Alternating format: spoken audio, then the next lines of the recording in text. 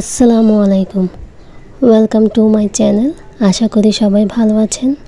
আজকে আমি আপনাদেরকে বানিয়ে দেখাবো চিংড়ির বড়া রেসিপি বা চিংড়ির কাবাব রেসিপি। শীতকালে সাধারণত সাগরে এই ছোট ছোট চিংড়ি খুব বেশি পাওয়া যায়, তাই এই সময় যদি এই রেসিপি বানিয়ে না খান তাহলে কী খেলেন বলেন তো।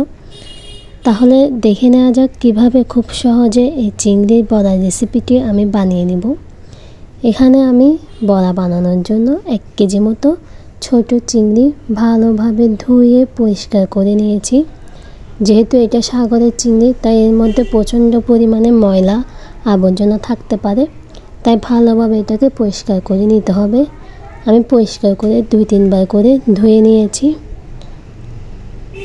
এখন এমন একটা পটেটো ম্যাশারের সাহায্যে এটাকে ভালোভাবে পিষে নেব। আপনারা চাইলে পাটাতেও পিষে নিতে পারেন। আমি পটেটো ম্যাশারের সাহায্যে এটাকে বেটে নেব।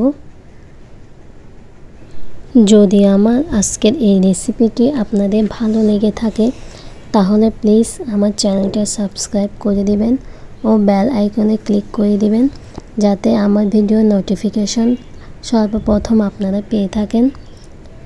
ধন্যবাদ সবাইকে। এটাকে আমি ভালোভাবে দেখেন ব্লেন্ড করে নিয়েছি, বেটে নিয়েছি।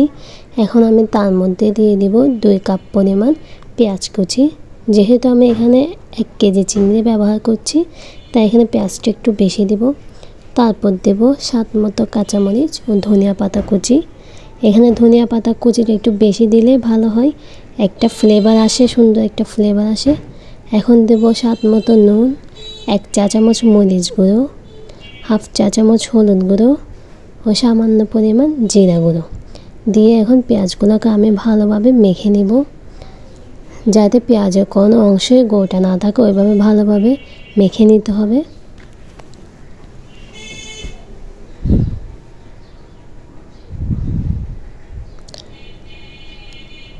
মেখে নেওয়া হয়ে গেলে আমি এখন তার মধ্যে অ্যাড করে দেব একটা ডিম। ডিমটা দিয়েও আমি ভালোভাবে পেঁয়াজের সাথে মিক্স করে নেব।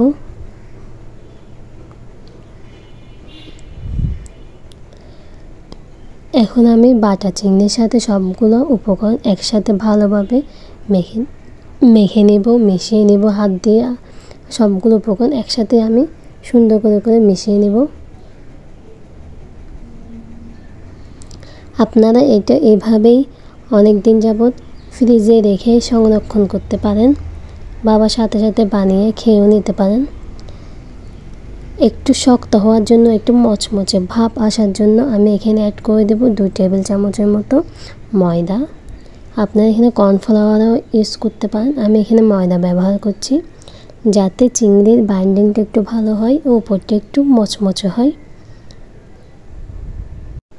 বড়া বানানোর জন্য চিংড়িটা এখন সম্পূর্ণ রেডি। আমি একটা কড়াইয়ে সামান্য পরিমাণ তেল গরম করে তার মধ্যে চিংড়ির বড়া নিয়ে কাবাবে শেপ করে আমি তেলের মধ্যে দিয়ে দিব। এভাবে করে একটা করে তেলের মধ্যে দিয়ে এগুলোকে ভালোভাবে উভয় পাশ লাল লাল করে ভেজে নিতে হবে।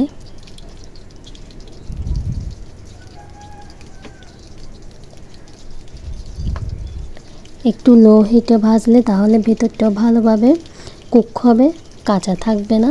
তাই আমরা এখানে লো হিটে ভেজে নেব, হাই হিটে ভাজতে যাব না, তাহলে উপরটা পুড়ে যাবে ও ভিতরে কাঁচা থেকে যাবে।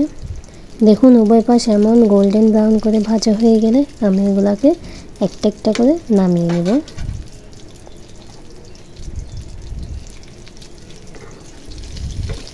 এই চিংড়ির বড়া রেসিপিটা গরম গরম ভাতের সাথে খেতে অসম্ভব লাগে।